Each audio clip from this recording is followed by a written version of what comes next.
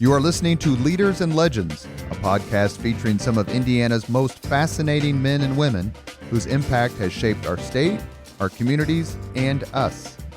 Join us as we discuss their imprint on our history. Leaders and Legends is brought to you by Veteran Strategies Incorporated, your local veteran business enterprise specializing in public relations, media relations, public outreach, crisis communications, and digital photography.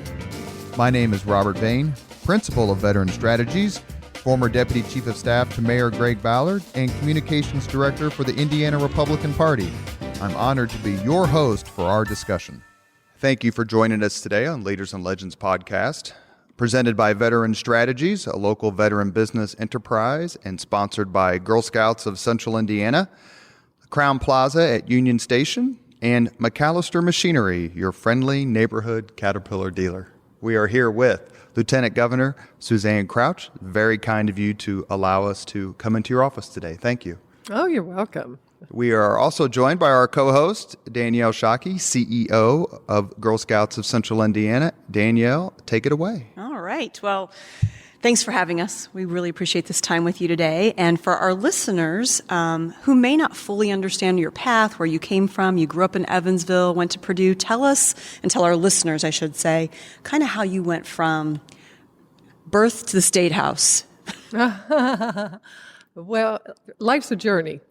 And when I graduated from Purdue University, I wanted to be involved in the private sector. But to back up even further, it's interesting that, to me, and amazing that I am the 52nd Lieutenant Governor of Indiana because I did not grow up in a political home. My parents always voted, but they didn't discuss politics growing up. And so I ended up being, though, raised with values and principles that I think ultimately led me to public service. You know, my parents raised me to take on big challenges, and my father, in fact, had such a tremendous influence on my ability to be able to take on big challenges. And so much of who I am today was shaped in those formative years.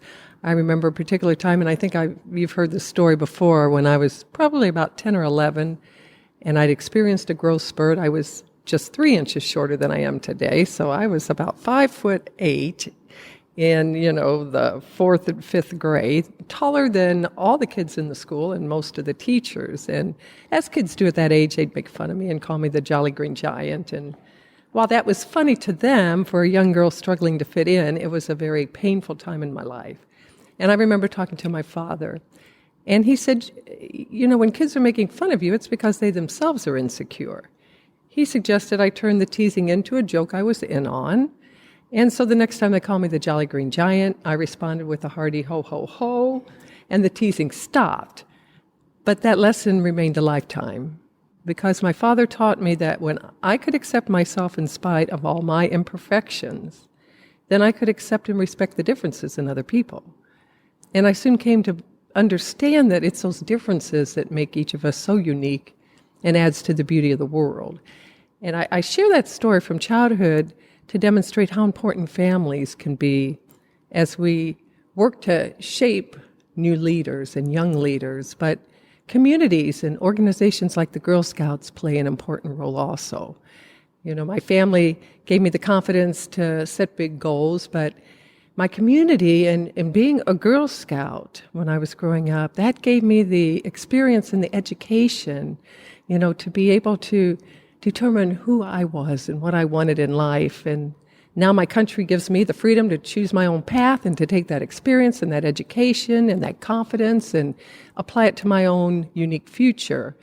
And so I was raised that way, but when I graduated from Purdue University, I got involved in the private sector. I was a realtor, a small business owner, worked for a public television station, was a stockbroker. And while each of those professions were very meaningful and really provided me with a lot of experience, it wasn't something I was passionate about.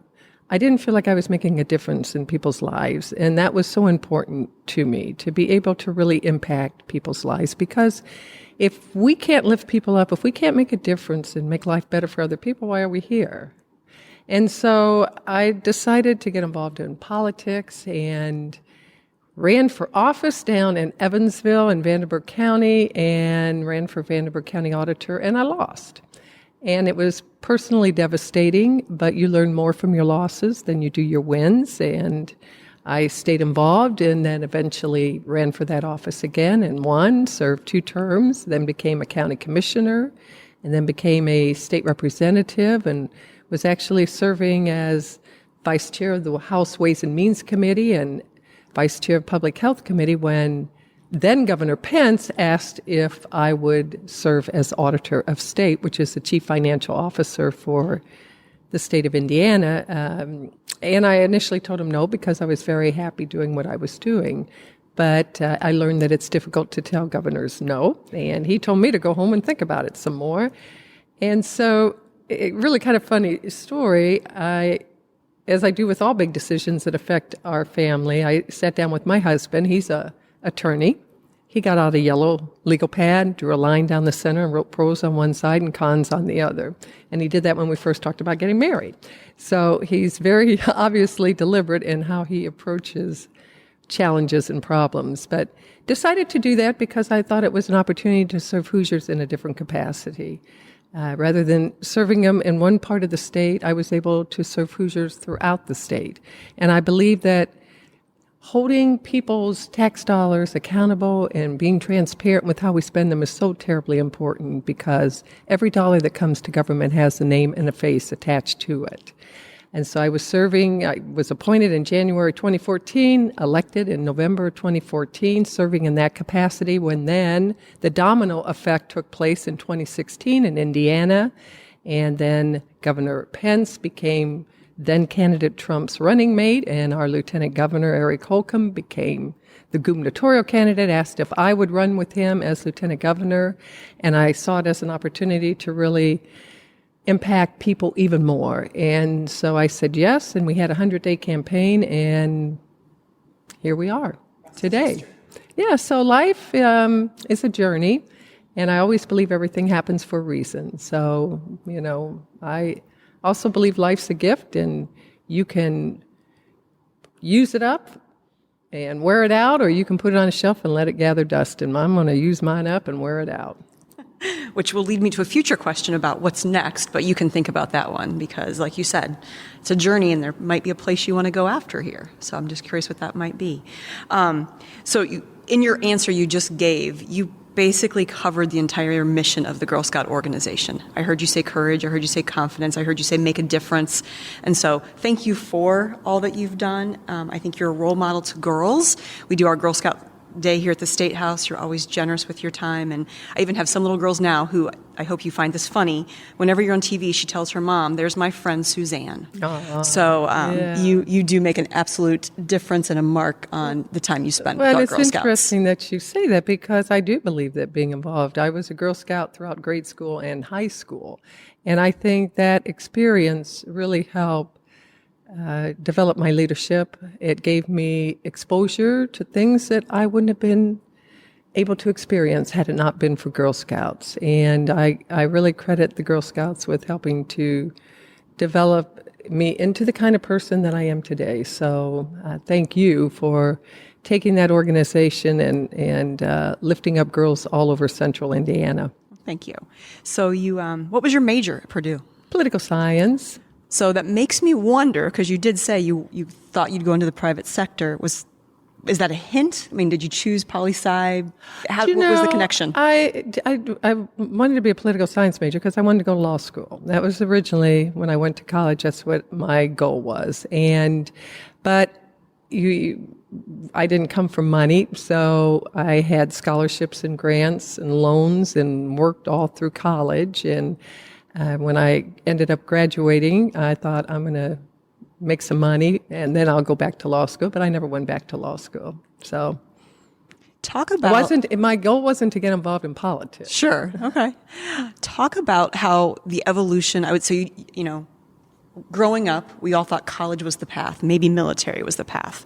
But now students and young people have so many choices. And I think, in my opinion, having been an educator, our students have so many choices for career or college or military, and we're doing a better job. Talk about your role in workforce development and the pipeline and what you see in the future for our state in terms of retention of our best and our brightest, just that entire scope of how we can continue to have a really strong workforce in our state. Well, what's interesting is Indiana has the 7th highest influx of college students to our state out of all 50 states. And it's because of the colleges and the universities and the learning opportunities that we have here in Indiana. And so while we have that captive audience for 4 years, we need to do a better job of connecting them to Indiana, not just to our job opportunities, but to the quality of life and to the life experiences that we have here in Indiana. And tourism, an agency that I head up, I see as playing a role in that. Because while a lot of those students are coming here to be educated with every intention of leaving, there are some that are here and they don't know where they're going to go. So our ability to connect them to Indiana and allow them to experience what we have to offer. We've got jobs. I mean, we have 85,000 jobs that are unfilled here in Indiana currently, so we're going to have a job for them, but we want to make them want to stay here. And it's so much of what Governor Holcomb's initiatives are about, particularly in workforce. But it's not just about college students. It's not just about those kids that come here to be educated or that come from Indiana and go to college. It would be great if every single child that graduates from high school has a career path and is prepared to go in any number of directions, whether that's college or whether that's an apprenticeship, whether that's the military, whether that's trade school. Every child that graduates from high school should be prepared for that next journey in life. And so that is what Governor Holcomb has been focused on here in Indiana. The career and technical education,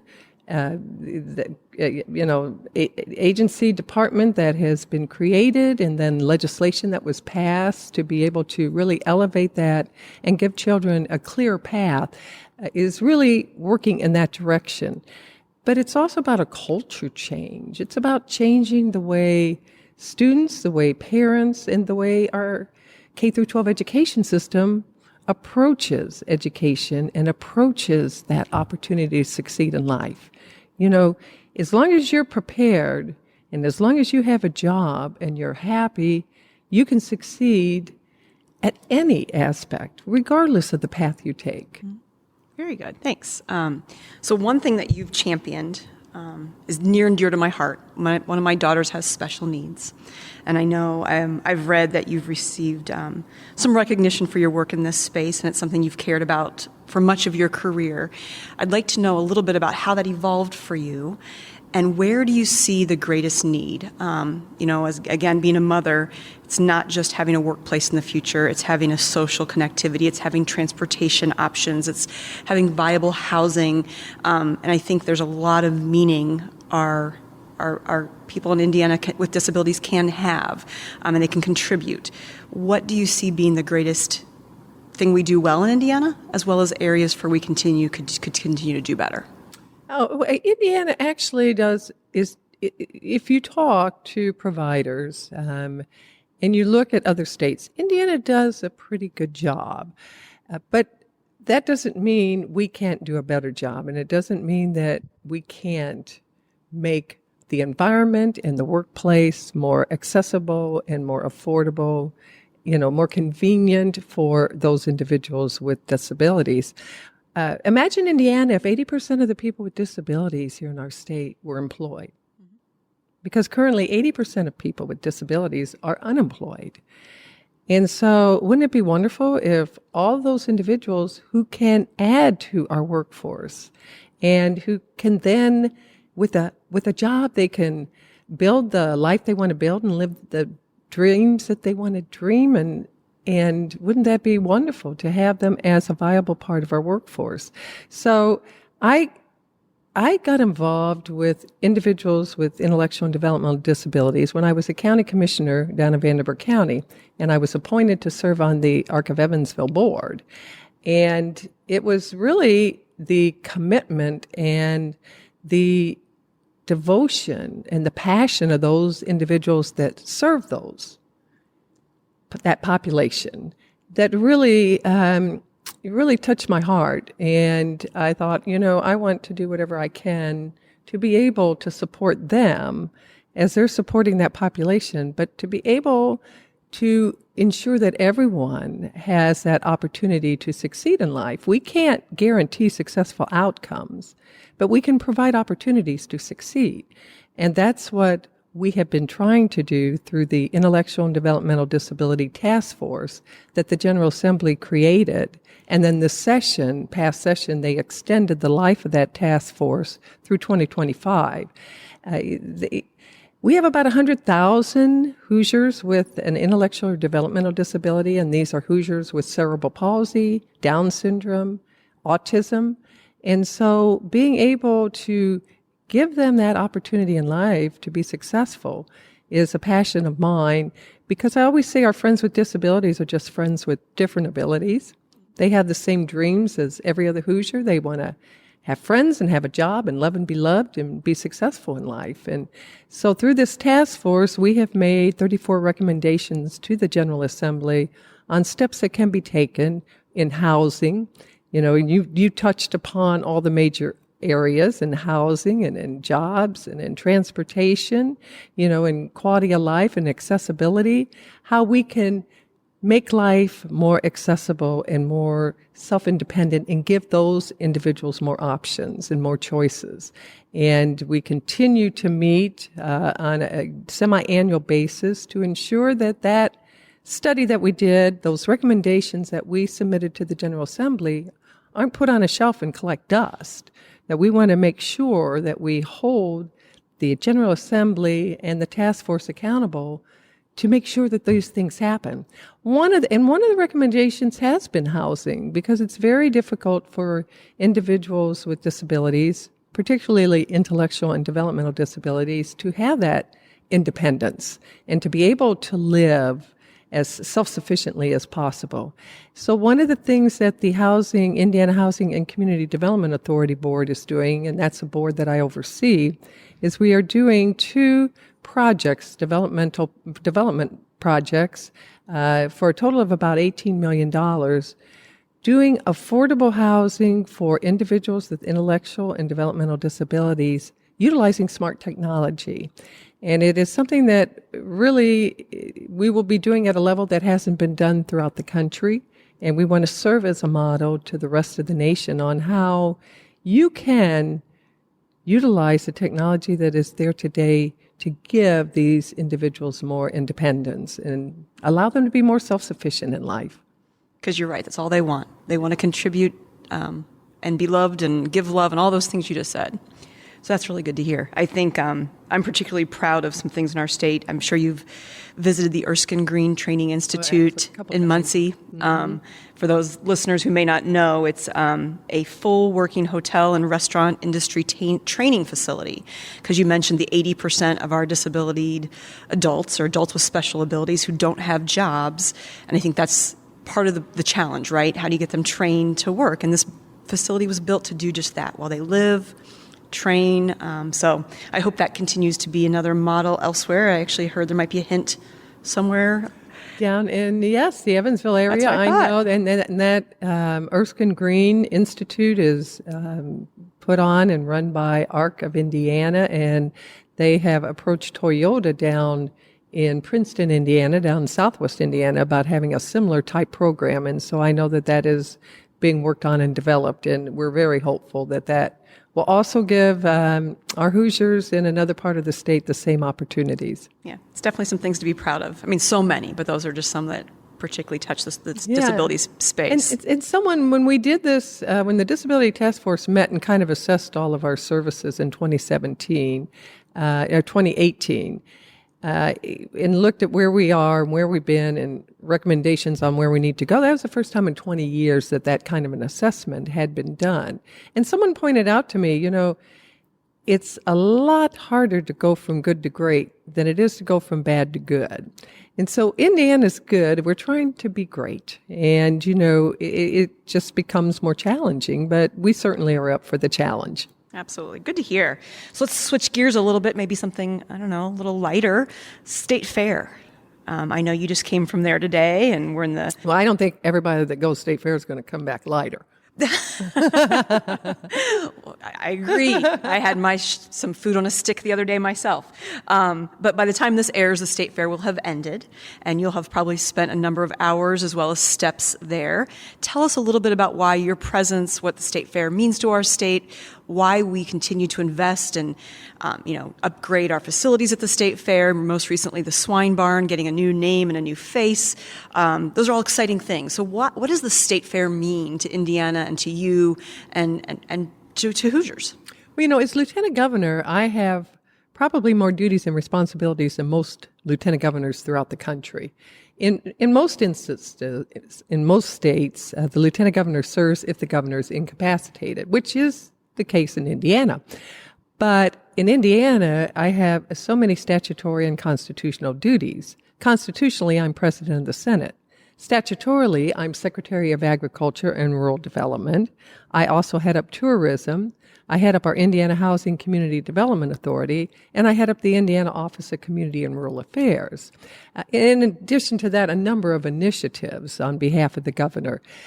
But that shouldn't surprise us in Indiana because we're so fiscally conservative. If we're going to give you a job and pay you money, we're going to tell you what to do, right? We aren't just going to say, do what you want.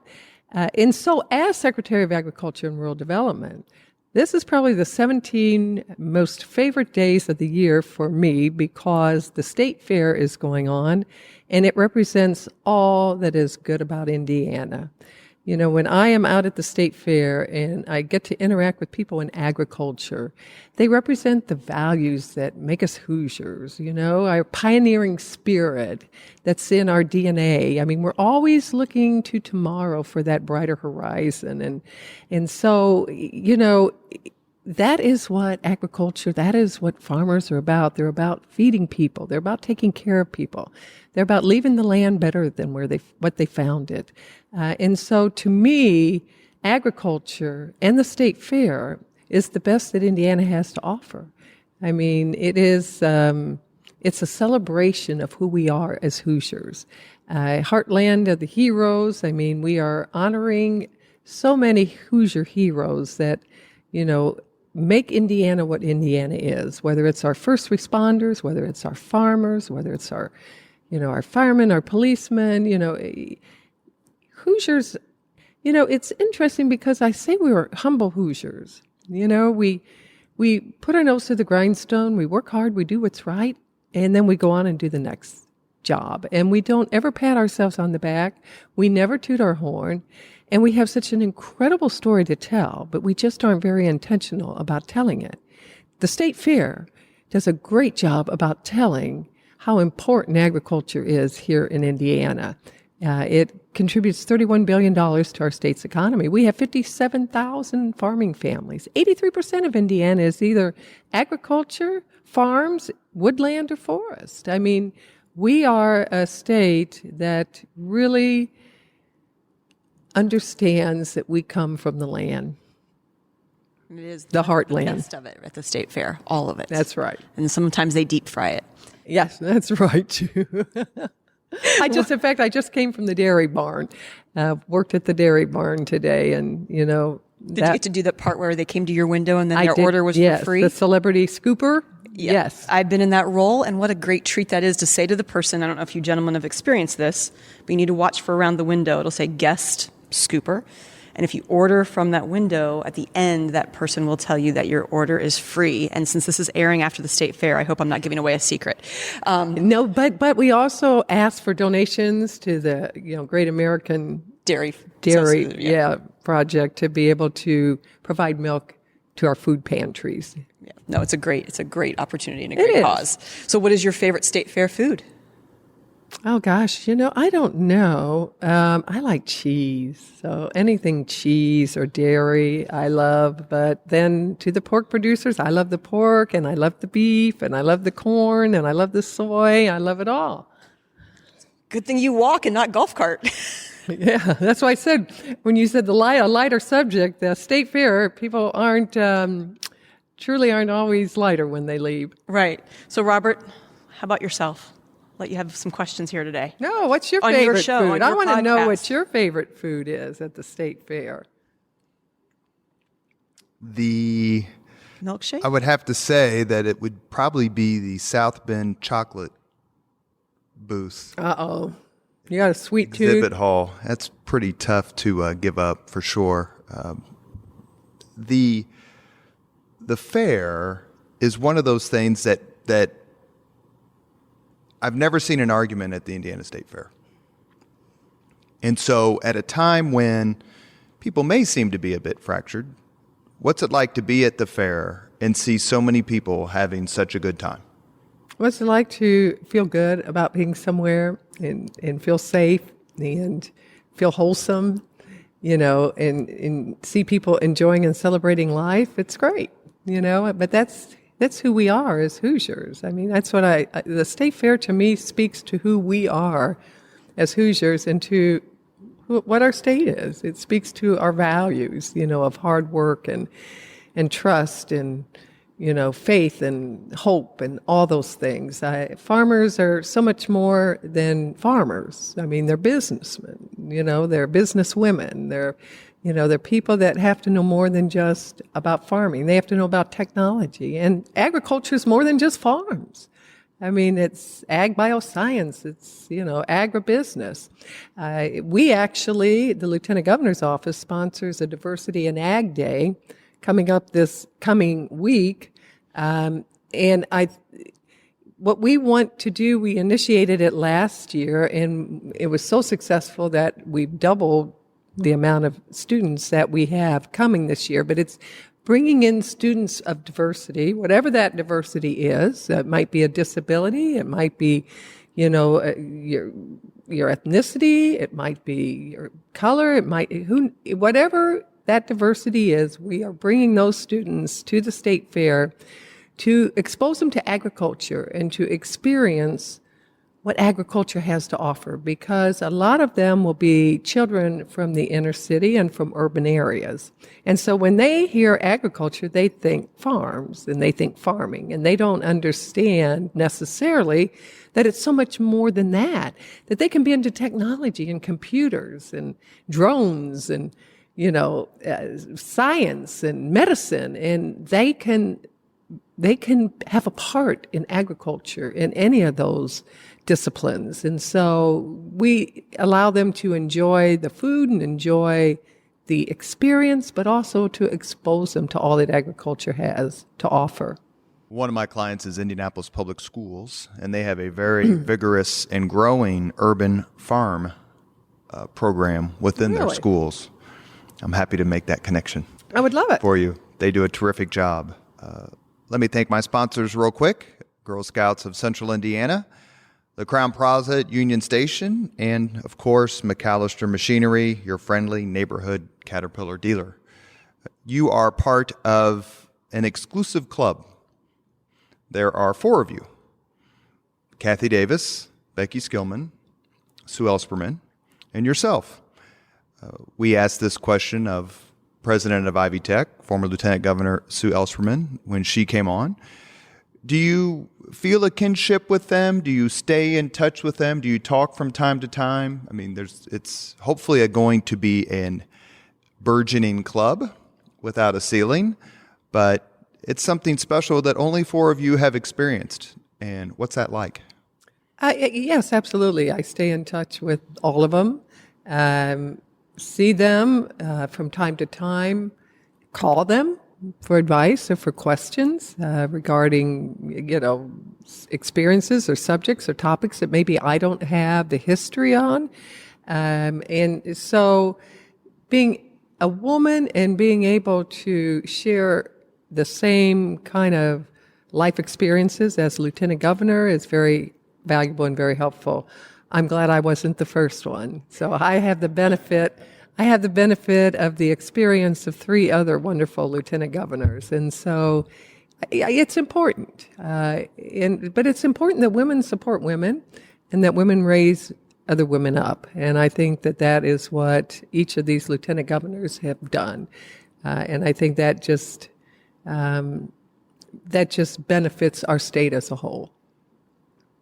Did you know former Lieutenant Governor Ellspermann before public office? You both went to Purdue. You both served, I shouldn't have said public office, Lieutenant Governor's office. You both served in the General Assembly. Have you known her very long, or is it more recent?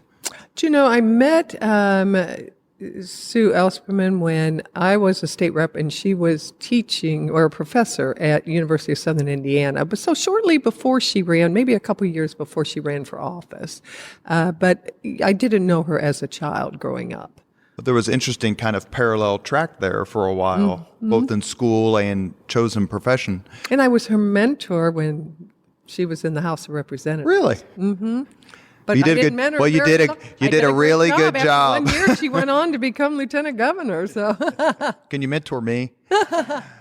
Did you mentioned something earlier, and that was the 100-day campaign, and it was a bit of a whirlwind experience in the late summer and fall of 2016.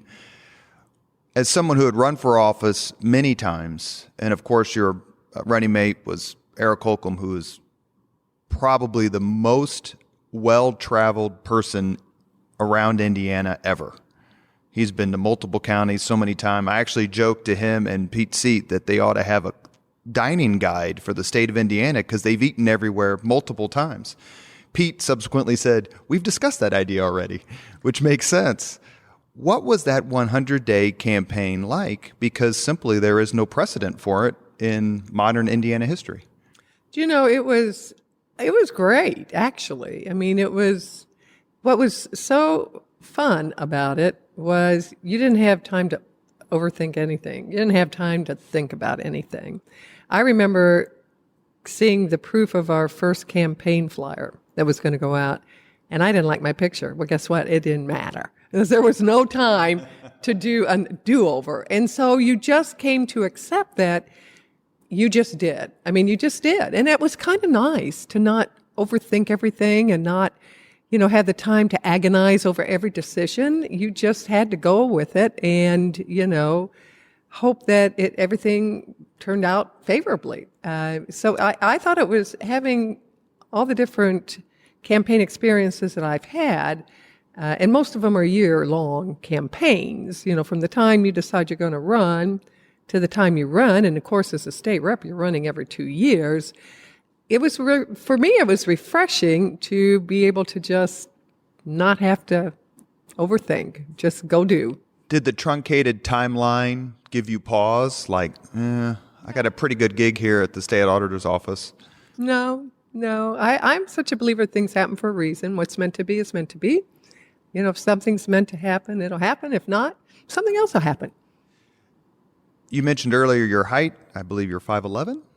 Yeah, well, maybe I've shrunk a little. But Is the fact that your running mate is 6'7", did that play a part in your decision? Like, I'm not going to tower over this guy? I've always thought I was as tall as my husband, and he's 6'6". So I guess I'm just like our little Yorkie was. They're little, but they think they're big. So, but. I remember being asked when we made the announcement over at the state party headquarters that, the guy got selected by the state party and we were there together, and the media asked what differentiates you all from, your opponents. And I said, well, we're taller. And I think someone told me we were the tallest candidates, gubernatorial lieutenant governor candidates, that election cycle. So I don't know. I don't know if that contributed to our success or not. But The last question before I turn it back over to Danielle. I've told people before, if you want to get on the good side of former Indianapolis Mayor Greg Ballard, my former boss, talk about his staff. Compliment the people who works and who worked for him. You are known, quite frankly, for having a terrific staff. I'm partial to Erin Sheridan because I've known her for so long, and I know how amazing and how loyal she is. But Jody Golden, I think Danielle Chrysler is gone for a while. She's serving our country, yes, Right. abroad. And even the young, energetic, and very bright John Rader, who's about 20 feet behind me. Well, and then you've got Tracy Barnes. And I wanted to tell you, talk a little bit about your staff and talk about how they help people, because they really do interact so often with people and help solve people's problems. And that's how you get things done. You know, to me, it's so important. And when I look to bring people on our staff, to me, they have to have a public servant's heart. You really have to want to help people, and you have to understand that your role is to help people. I mean, government is so complicated, it's so bureaucratic that the public really oftentimes not only feels alienated from government, but they're afraid of it. They don't even know where to go to get their problem solved. They don't want to come downtown. They don't want to come downtown to deal with They don't Indianapolis want to have parking or anything. And they don't want to have anything to do with government. And so to me, they have to have good people in government if they're going to be able to benefit. You know, if they're going to get their problem solved, they have to have good people in government. So I always look for people with a true public servant's heart, you know, someone who understands that we're here to help people.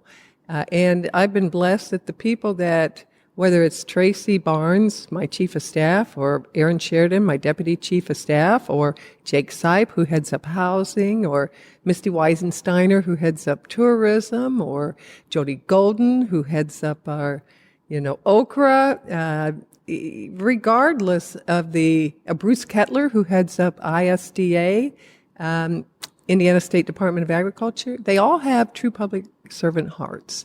And they really want to help people make a difference. And so that to me is and John Rader too, of course. You know, he's been with me from the beginning. So, and when you have parents like John Rader, you're going to be a servant of some kind. Yeah, you certainly are. You certainly are. So that is extremely important because we're here to help people. We're here to take care of people. We're here to help them figure out how they can get answers to the problems that they have. Danielle, we've got a few minutes before the 5 questions. Go ahead. Okay. So you've mentioned quite a few initiatives, programs, maybe agencies, things you're proud of. Are there some things that are going on right now that you're also particularly proud of that we didn't touch upon? I know maybe something in the veterans or housing or broadband. Is there any one of those you want to touch on? Because there's some pretty exciting changes. Well, yeah. I mean, one of the things that Governor Holcomb and I have been very, very much interested in seeing as a priority is our broadband initiative. It was part of our legislative administrative policy last year, and it is why the governor has committed $100 million to expand broadband to our unserved areas, because Purdue University last fall came out with a study that said there were almost 500,000 Hoosiers that are in internet darkness. If they were all connected, it would result in an additional $1 billion to our state's economy every year. So with this investment, we want to ensure that Hoosiers in rural areas have equal access to technology in order to create growth and to have quality of life. And so the first round of grants that are going to be awarded will be actually announced tomorrow, day after this podcast, but it's a first step, in being sure that we can connect those Hoosiers and we can keep those kids on the farm and we can allow those small communities who make up so much of Indiana be able to have growth and provide opportunities, not to the people who are living there, but to the young people they want to attract there. So that is an extremely important initiative that I head up. I also head up our Next Level Veterans Initiative. There are 200,000 men and women who leave the military every year, and half of them will face a period of unemployment. So we are working through that initiative to attract them to Indiana, match them up with employers so that they can call Indiana home and we can welcome them into our workforce. But in addition to that, I also, and I believe you're going to be helping and serving on the Women's Centennial Suffrage Commission. Very excited. Which we will have a meeting later this month, and we are going to celebrate women's right to vote next year in the year 2020 through that commission. And we're going to celebrate the many women and the men who gave us the right to vote, because we can't ever forget that it was men in male-controlled legislatures all over the country that voted, and men in Congress who voted to give women the right to vote. So I am really excited about that initiative. And in conjunction with that, I'm heading up the census initiative here in Indiana. We want to make every Hoosier count, but we want to make every woman count, because so much of our funding in Indiana, federal funding, is tied to our population. And so whether it's women's health issues that we want to get more federal money for, and we need to make sure we count every woman, or whether it's other initiatives that depend on federal funds, we really, really want to make an effort to make sure that everybody in Indiana is counted next year. So assuming we have thousands and thousands and thousands of podcast listeners, tell them how they can make sure that they do their due diligence with the census. What does that look like? Well, it's going to look, we're going to announce what it's going to look like pretty soon, because we've got a first meeting on that coming up also this month. So very good. So you touched upon, just for a moment, kind of two things. One, the centennial and the women's right, but also the men that it took to actually get us to that place. But I do have to ask, women governor in Indiana someday? Absolutely. As a Girl Scout, my girls are expecting me to make sure that that's somewhere in their potential path, and I absolutely think it is. Absolutely. Yeah. And hopefully she'll have been a Girl Scout. We're pretty confident that will be the case as well. So talk to me just a little bit about what goals do you have for the future? Either in this office, next opportunities for yourself, for Hoosiers. What are you most looking forward to in the next 3, 5, 10 years? Well, first of all, we want to get through 2020 election. I very much am honored to be a partner with Governor Holcomb. He's just a tremendous leader, and just the kind of individual that's really taking Indiana to the next level. And I think he is the right governor for the right time. And I want to be supportive and be a good running partner and a good serving mate. But I know that Governor Holcomb has every confidence that, as lieutenant governor, we have to step in if needed. And so, there is always that confidence that comes from that knows that there can be a future out there. But right now I'm focused, and we both are focused on 2020, making sure that the Holcomb Crouch team gets elected and we're able to continue the good work that we've started on behalf of Hoosiers and take Indiana to that next level. I hope you like your picture better on the postcard this time. Yeah. You have a little more time to prepare. I hope so too. Okay, Robert. You mentioned earlier a city, and the show is called Leaders and Legends, and I want to ask you a quick question about a particular leader before we move on to the 5 questions, and that is Lloyd Winnicky, the mayor of Evansville. That city and that area seems to have expanded and exploded and, quite frankly, grown in leaps and bounds of success since he became mayor. Talk a little bit about, please, how well you know him and what do you think about Evansville these days? Oh, well, I know Lloyd and his wife, Carol, very, very well. We actually, know them socially, but also served with him in local government. He was on the county council and then was a county commissioner when I was also serving in local government and then as a state representative. So I have tremendous respect for Mayor Winnicky. I think his leadership is just like the governor is the right person at the right time for Indiana, Lloyd Winnicky is the right person at the right time for Evansville. And I think the stage got set for Evansville with I-69. At the time I was a county commissioner and then became a state representative, was actually co-author of the Major Moves legislation. And I remember the comment being made at one of the hearings, INDOT hearings, that this is going to be the economic engine for Southwest Indiana. And it truly has been. So I-69 kind of set the stage for Evansville and for Washington and for all the area down there. But you got to have the right leader to be able to capitalize on that and to really take that to the next level. And that's what Lloyd Winnicke has done. But I will tell you also what Evansville is so good at, and I see this throughout Indiana, so good at collaborating. People coming together and working together on initiatives, whether it's the Stone Family Health Center down there, which, started out as the IU School of Medicine and then kind of morphed into the Stone Family Center Health Center. An incredible initiative, unlike any other model in the country, where you have a private university, University of Evansville, you have a state school, the University of Southern Indiana, you have University, IU School of Medicine and IU School of Dentistry, all came together in a consortium to form this medical center and create this medical center where they all have a part. They share common area, they share teachers, and it's the model for health education for the future. That doesn't happen everywhere, Exactly. So you have the right leadership, you've got the foundation, you've got the right leadership, and then you've got people that will collaborate and work together. But I see this all throughout Indiana. And when I travel the country, people will comment time and time again on how well state agencies and how well people collaborate in Indiana. And I think it's our strength. We form partnerships, we work together, and we value those relationships. And Mayor Winnicke has done an incredible job at doing all that. It's one of the themes, quite frankly, of this podcast, and a lot of the guests, they've discussed that, whether it was former Deputy Mayor David Frick or an upcoming podcast we will have with Jim Morris.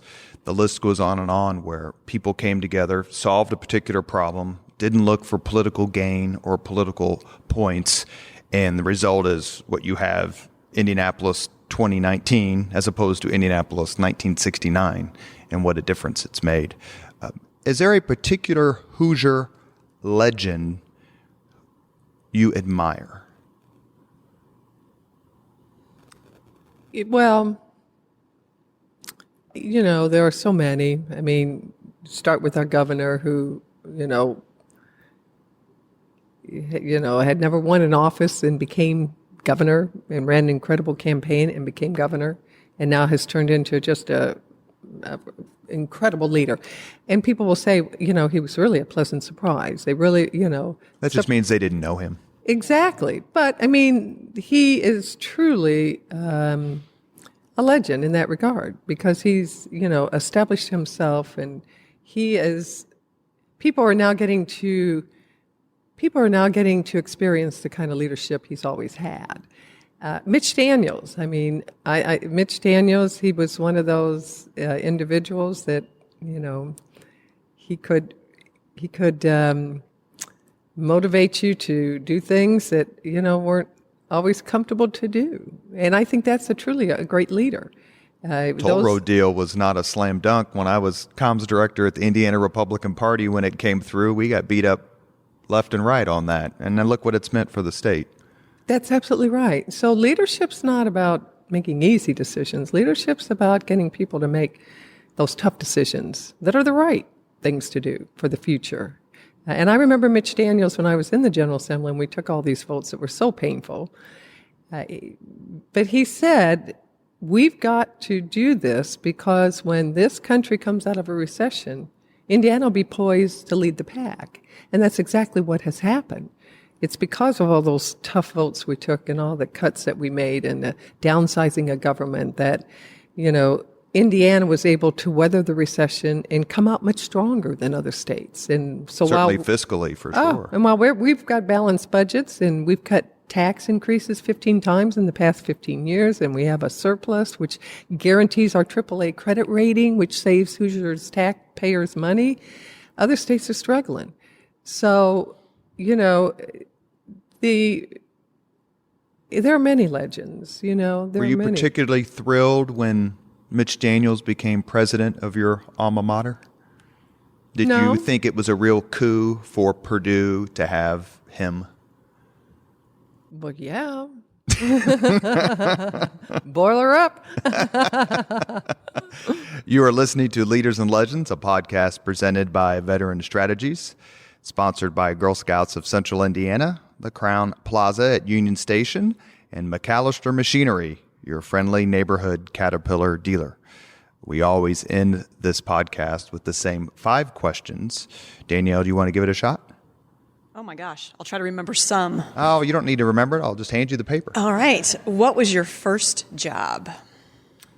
Well, I babysat, but my first kind of real job, I worked in a nursing home my senior year in high school, and then all throughout college on summers and on holidays. And it was probably the best job I had because I was beginning my journey in life, and being able to experience other people's end of their journey really put life in perspective for me. Great. What was your first concert? My first concert, I don't know if I can remember that far back. I don't know. I mean, I went to the Rolling Stones back years ago. Jethro Tull, I mean, I don't know. Beach Boys. Up right there. David Crosby, I mean, Crosby, Stills, and Nash. I can't remember which the first one was. Very good. If you could suggest any book for someone else to read, what book would that be? Any book for someone else to read. Do you know, I'm reading the Harry Potter books for the first time, and I'm really enjoying them. There's a lot of life lessons in there that I never did read them because I just thought it was just kind of fantasy. But my daughter is a big Harry Potter fan, so she has talked me into reading them, and I'm on my 3rd book, and I'm really enjoying them. Very good. There's a recent book just published by a Girl Scout who is in middle school. I'm going to send you a copy. Oh, wonderful. It's actually her story. It's called Raise Your Hand, and it's teaching other girls to raise their hand even when it's not comfortable. And so figuratively, raise your hand, but also literally, don't be afraid to raise your hand. You're going to give the wrong answer sometimes, but to your point earlier, sometimes those are the best mistakes. You learn through them. So I'd love to get you a copy, and you can recommend that in the future. Absolutely. Last question. Oh, no, I'm sorry. There's 2. If you could witness any event in history, be there in person as it happened, what event would you choose? Do you know, I think right now, at this point in time in my life, it would probably be the passage of the woman's right to vote. Very good. Very timely. Mm-hmm. If you could have dinner with anyone living today, 2 hours off the record just to chat, whom would you choose? Pope Francis. Okay, very good. First time I've ever been a Pope Francis answer? We're a Catholic show, you know. You are? Well, I'm Catholic, so it makes us a Catholic show. Thank you, Lieutenant Governor, very, very much for your time. You're very gracious. I can say, since I don't have a contract with this office and I don't work for this office and have no skin in the game except friendship and admiration, that people are talking about what an amazing job you do and how absolutely incredible and what terrific public servants your staff is every day. And we cannot thank you enough, not only for coming on Leaders and Legends today, but also for your support of the Girl Scouts. We're very grateful. Well, thank you. Once a Girl Scout, always a Girl Scout. Thank you very much for listening to Leaders and Legends, brought to you by Veteran Strategies Incorporated. If you want to contact us about this program or our menu of public relations services, please send us an email at robert@veteranstrategies.com. That's robert@veteranstrategies.com.